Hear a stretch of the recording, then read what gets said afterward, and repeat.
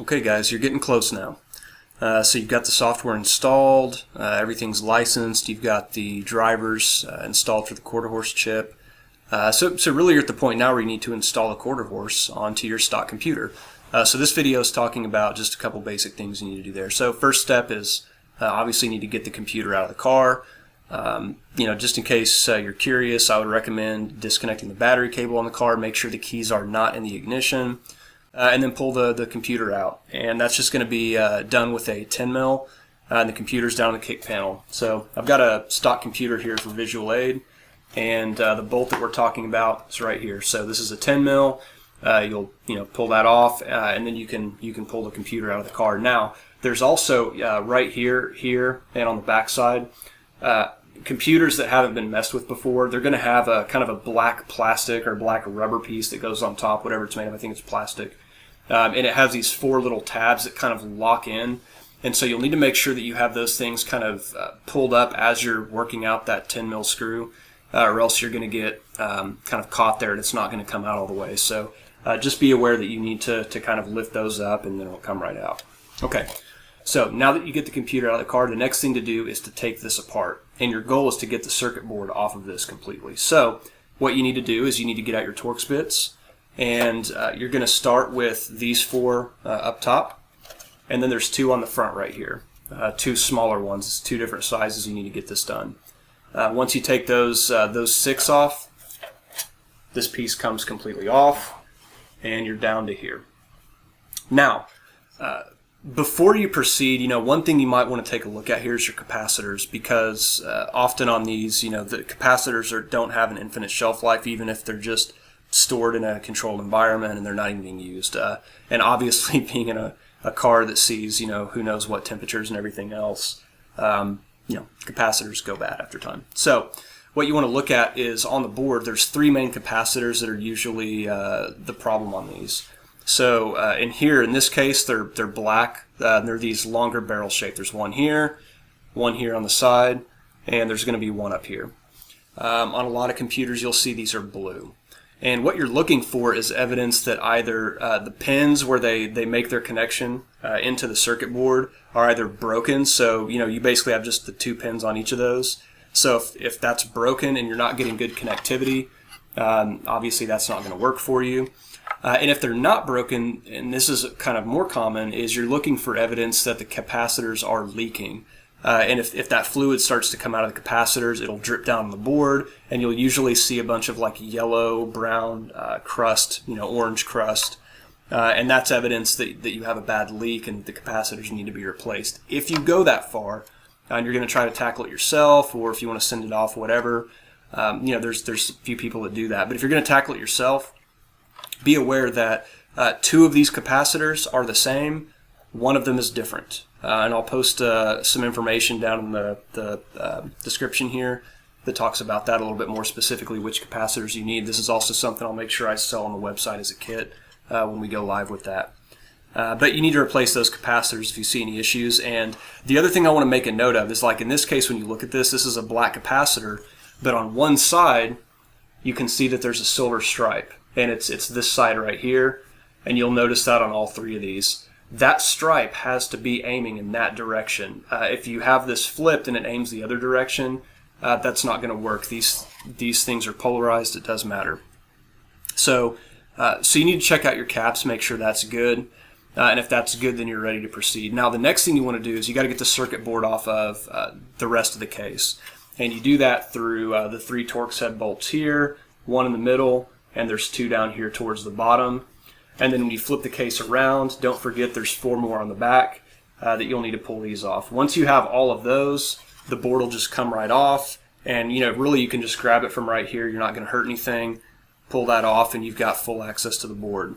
Now, there's another thing that maybe I'll go find a picture and throw it in this video, but you also want to look for burnt tracers. So if this computer is a 5-speed computer like an A9L, you want to make sure that it's not fried, which happens all the time when you do a manual transmission swap on a car that was originally an automatic, and you don't change the O2 harness, you'll ultimately fry a particular tracer that you'll be able to see on the back side of this board. and you'll need to check that out, because if that's messed up, you're basically going to lose most of your sensors on the car, and you're not going to get, the car's just not going to run. It's not going to do anything for you. So be aware of that problem also. Those are the main ones. Anything else that's wrong, for the most part, unless it's just brutally obvious, like the computer's been set on fire or something, probably not going to be something that's easy to visually see without using some kind of diagnostic equipment, and that's a little bit above my pay grade. So you talk to people like Josh Popper at Encore, Mustang Parts Warehouse, Sean O'Hagan, Midwest Motorsports, and a handful of others, and they can get you sorted out on that. Now, so again, once you pull these Torx off and you get the circuit board completely out, this is the important part. This is your J3 port. This is where the QuarterHorse chip actually installs. And there's going to be some like dielectric grease of some kind of goop. It wipes right off for the most part, but it's going to be all over this connector, and it's on the top and the bottom, and that's the whole reason we need to take this off. You can't really get good access to the bottom and make certain that it's clean without doing that. So you need to get it all the way off, clean both sides. When I do that, I just use usually just a nice clean cloth, and I wipe in the direction of the metal right here, and just kind of make these wiping strokes, do both sides. Once it's about as clean as I can get it that way, I'll usually then use some like mass air sensor cleaner, like the CRC mass air sensor cleaner, spray a little bit on a clean rag, and then kind of do that final touch up. Make sure it's just completely clean, make sure it's dry, and then it can go back in the car. Now, once you get to that point, now go ahead and get it reassembled back to this point. Do the 4 Torx on there, do the ones on the front, get this part back on, and then take your QuarterHorse chip, and you'll need to install it on the J port. And the body of the chip is going to be up here. It doesn't slide underneath. I don't even think it would fit, but just if you're wondering, the body of the chip is up here, not underneath. And one thing that you'll probably experience, depending on the specific computer you have, is there could be a few of these different components in here that are slightly in the way. And so it's not uncommon to have to take those very gently and kind of nudge those out of the way so that they're not causing you a problem. It's okay to do that, but just be gentle. And what you don't want to do is take those pins on anything and go back and forth. That's what's going to cause them to snap and then cause you more issues. So just be gentle, see what's in the way, get the chip on, and it's going to take a decent amount of effort to push that chip on.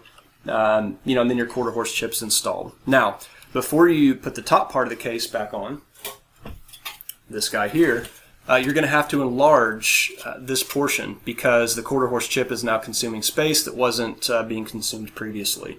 So what you're going to do is you need to notch this upward on both sides, and you can either then fold that flap back, or you can go ahead and cut it across as well and just completely remove it. But ultimately you need to go up as you're cutting that hole here.